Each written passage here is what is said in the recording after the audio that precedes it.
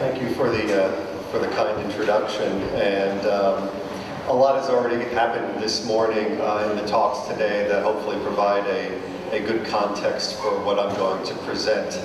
This is a rather short sketch, if you will, a series of suggestions or spunti to get us thinking about the connection between cooking and interpretation, and I'll admit from the beginning, from a completely amateur cook who has lots of interest and desire, but perhaps certainly not the skill of some of the individuals who have presented already and are here with us today.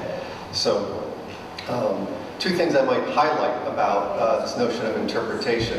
The first came from Richard Schusterman's presentation this morning when he talked about the distinction between technique on the one hand, which he seemed to have a lot of with the chopsticks, and then the kind of mindfulness or thoughtful practice that he was attempting to achieve.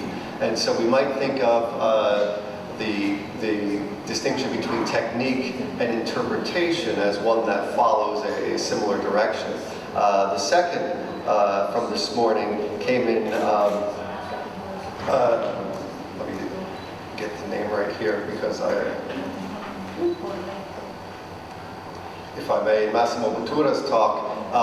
And what I really want to emphasize here is responsibility, and how interpretation always involves a certain risk and responsibility on the part of the interpreter. So let me begin my talk. So I want to thank Nicola Perullo and all the organizers of this conference for inviting me to share my thoughts today. I met Nicola along with Andrea Borghini here beside me last year in Perugia, where I was presenting a paper on the concept of terroir, territorio. While preparing that paper, I came upon a very short essay in the journal Gastronomica by Charlotte Druckmann about Chef Thierry Marx, who, when asked about terroir and its effect on a particular breed of lamb, claimed that geography is ultimately not crucial, and that terroir is in fact inside of him, that we all have a sort of portable existential terroir. And although such a claim might seem nothing more than culinary hubris, the idea of a personal existential terroir, or as Druckmann puts it, the idea that each chef has an inimitable culinary fingerprint, that the food he or she makes is an index tracing the past, is what gives rise to my topic of discussion today, cooking as interpretation. So how does the cook or the chef orient him or herself from this site of personal terroir? So, two questions I want to pose today. The first, what does it mean to consider cooking as an act of interpretation? And then secondly, why should cooking be approached as an act of interpretation to raise the moral or the ethical question? So, if we start from the, we might say, unique character of art, as has already been presented to us in the paper that preceded mine, I think two ideas are central, and here's where I'll reveal a little bit of my philosophical interests. The first I'll call the event-like character of artistic production. As an event, and not merely an object of art, its qualities are ephemeral and fleeting, rather than stable and unchanging. And this, of course, is an idea that we get from Martin Heidegger. Such a work or an event has no essence or nature in the traditional sense, no reference other than to itself. As an event, that is the very criterion for its own truth. As a critical idea, the event collapses the traditional divisions between artist, artwork, spectator of art, and the medium through which it is delivered, rendering the event something that happens beyond the singular and intentional force of any one of those aspects. The second idea is one that I take from the philosopher Jacques Rancière. And his idea is that art, to quote, suspends the ordinary forms of sensory experience and has the potential for a redistribution of that sensible order. What I like about Rancière's approach is that he sees the question of art not only tied up with forms of technique, but really in the political role that art plays, the way that it structures meaning in society and orders power in society. Now, against the backdrop of art's event-like quality and its knack for disrupting established forms of sensory experience, one might say that the secret ingredient that distinguishes art from other forms of human production and that compels us today to consider its positive relation to food is that art calls its very existence into question, such that for Rancière, art is art insofar as it is also not art. And this is really what food is, I would say, more than any possible form of art. We see it always and already as something not art. And while this does not completely eliminate a hierarchy of what counts as art or not, so we're not going to flatten all these distinctions, it does bring the absolute status of any such hierarchy into question. As a result, the inimitable singularity of any work of art simultaneously demands our respect for the resulting plurality of artistic truths. Let us consider then that just as art might be the exemplary form of human experience, one that has the potential to disrupt established meanings and hierarchies of power, so too is food an exemplary form of art, and not just one art among others. For various reasons, food has traditionally been excluded from consideration as one of the fine arts. To sum up what we've heard already, that in contrast to the intellectualizing tendencies of the fine arts that engage primarily sight and hearing, food and activation of our sense of taste place the transience of the physical body rather than the permanence of the intellect at the center of its concern. Moreover, food is a biological need and thus can never be disinterested in the sense of art for art's sake.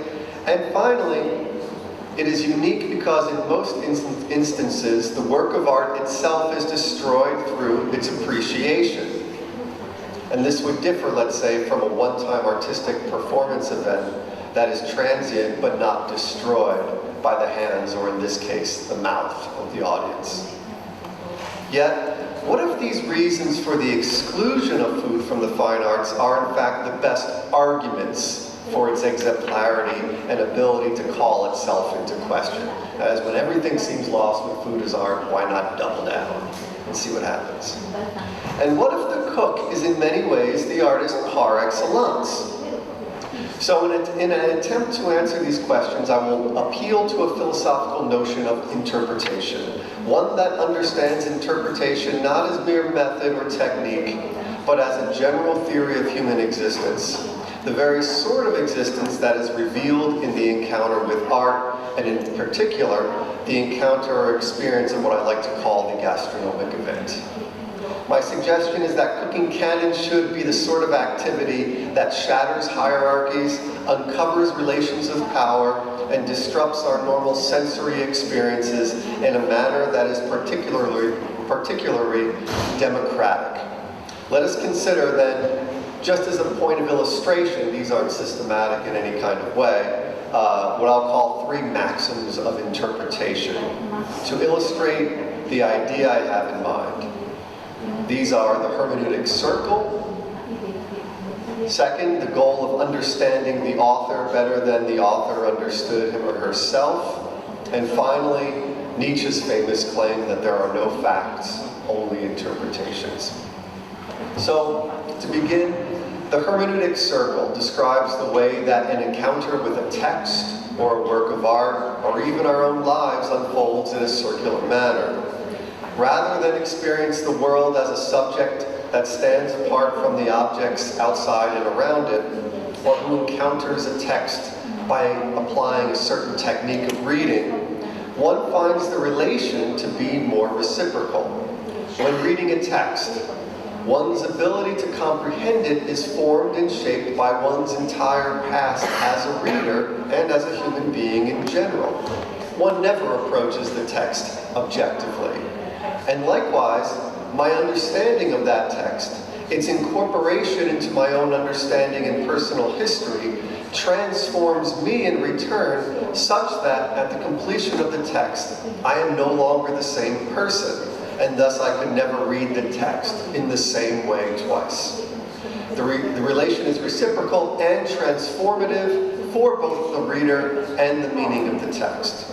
The practice of a method is never divorced from the thinking and understanding of that method. Now, cooking, according to this model, is more than just the imposition of a technique or method upon certain ingredients. Cooking is something more than just skill, but has the potential to transform both the ingredients into something more than their sum, and the cook into something more than just a technician, dare we say, an artist. The experience of cooking brings us in touch with ourselves and our surroundings. Successful cooking is sensitive to the needs of those who will eat and those who made the food possible. It is formed and shaped by the quality and the availability of ingredients, and even influenced by the power and the type of cooking instruments at hand. One brings one's own experience to bear on the situation, and the situation, the event of cooking in this case, shapes, tests, and even threatens the abilities and the practice of the cook. A second maxim, the goal to understand the author better than he understood himself, directs our attention to the intention of the interpreter and suggests that there might be a true meaning to be ascertained, even though it has escaped the creator. This maxim does not, however, promote an interpretive hubris where one could claim to understand better, more profoundly than the original artist. Rather, it points to a consequence of the hermeneutic circle. One can never gain an objective view of oneself. So while my understanding of a work of art will be enriched by my ideas, perspectives, and insights that could have never occurred to the original creator, mine is not necessarily better. In fact, by employing the maxim of understanding better, I simultaneously give rise to the very possibility of my own interpretation being understood better by someone else. I join a community of potential interpreters. This idea not only has repercussions for discussions about food culture and authenticity, but for cooking specifically, and suggests that a recipe or a technique or even an entire cuisine is open to revision and transformation every time that it is celebrated and enjoyed. To cook is not only a transformation of the ingredients into a dish, but the transformation of that dish's very meaning when the perspective of a new cook is brought to bear upon it. And then the third point, I'll move a little bit more quickly so I can get to the end. That there are no facts and only interpretations is not a proclamation of relativism or that anything goes. It's really a matter of levels. There are discourses that contain their own meaning, and then there are the possibilities behind all discourses. And this is what I think this statement ultimately gets to. We find that, to steal a phrase from Giambattista Vico, that the vero, the true, is actually a factum. That is something that is made, or perhaps in the case of the cook, confected. Now, to make a final distinction, let me appeal to a form of philosophical terroir and invoke the theory of interpretation put forward by a native of this province of Cuneo, one of the masters of the Torino school of thought, Luigi Paterson. If there is an aspect of his theory of interpretation that distinguishes art as an exemplar among all human activities, it is its ability to highlight what he calls formativity, a type of doing that, in the course of doing, invents a way of doing. All human activity arises within a unique and irreplaceable situation, but produces an interpretation that nonetheless resists any reduction to that situation.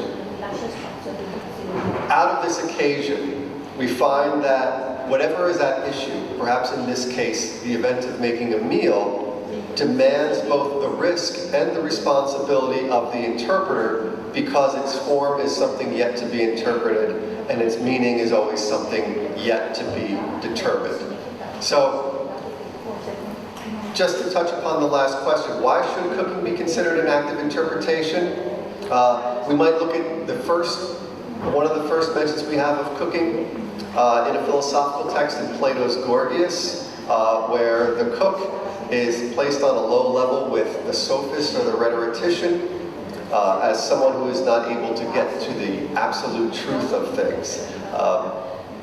But in this comparison, he says that cooking is merely just a shadow of, or a cheap imitation of medicine. But we know that medicine is never just the application of technique.